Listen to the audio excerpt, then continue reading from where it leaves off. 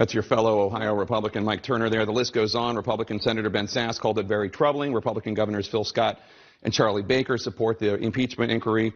Do you have any problem with a U.S. president asking a foreign power to work with his personal attorney and the U.S. attorney to, quote, look into his political rival? A couple things. I don't have any problem with the call. We've now seen the transcript. The president of Ukraine said that there was no pressure. He was not pushed.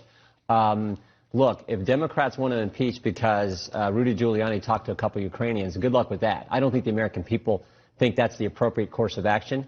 I think they see this for what it is. This is just one of the many and unending attacks the Democrats have leveled against this president. The Democrats just put us through 3 years of this phony Russia collusion investigation, and now on the heels of that, they come right back with this. We've all seen the transcript. There's nothing there. So I respectfully disagree with my colleagues who think that there needs to be a further inquiry here. Well, let's talk about the transcript, because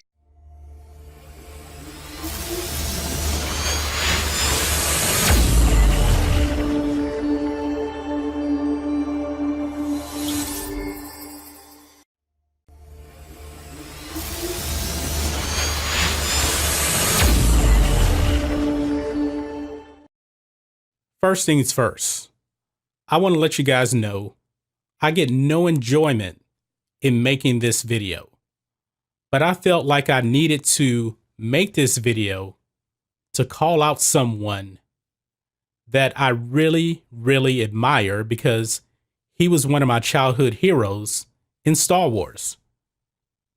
But this person was absolutely wrong for his actions, and I need to call him out on this. Now, we all know that Mark Hamill, he is not a Donald Trump fan. He's not.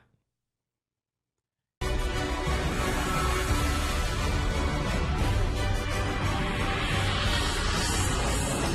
you have any anxiety at all about any of the stuff we're talking about impacting your ability to hold control of the House in 2020? Doesn't matter, because we cannot have a president of the United States undermining his oath of office.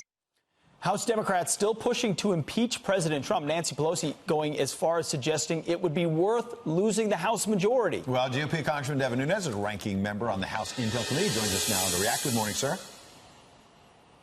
Morning, guys. I want to get to the political stakes, but at first I've got to ask you, the president's been highlighting this. What in the world were you thinking as you sat next to Adam Schiff and heard him make up what the president said in that call with the Ukrainian leader? Well, so much. Hey, welcome back to Reliable Sources. I'm Brian Stelter. You may have noticed last season on Saturday Night Live, there were some appearances from one Robert Mueller, but actually played by Robert De Niro. Now Mueller seems to be history, but De Niro has a lot to say about the real-life President Trump, and he's here with me now in New York. Thank you for being here, sir. Glad to be here. We've been trying to book you for a while, and then all of a sudden this week we've got an impeachment inquiry, and I'm even more curious for your sense of what's going on. You've been calling for the president to be impeached. Are you satisfied with what the Democrats are now doing? Yeah, I think they have no choice but to have an impeachment inquiry. It has to happen. I mean, there's no way around it. Do you think the president should resign? Because this morning in the Connecticut Post, which is one of the biggest papers in the state of Connecticut, I believe this is the first. Confusion is in the air right now. This time, it's not because of Russian hackers. It's not a bot army waging information warfare on Facebook. This time, the person leading a disinformation campaign is President Trump. He is confusing the public and telling people that his political opponents are dirty. He's going on a Twitter storm all weekend long, smashing the media and Democrats while smearing this whistleblower that we still don't know much about. It seems he's backed into a corner on this issue involving Ukraine, which we're going to get into in detail.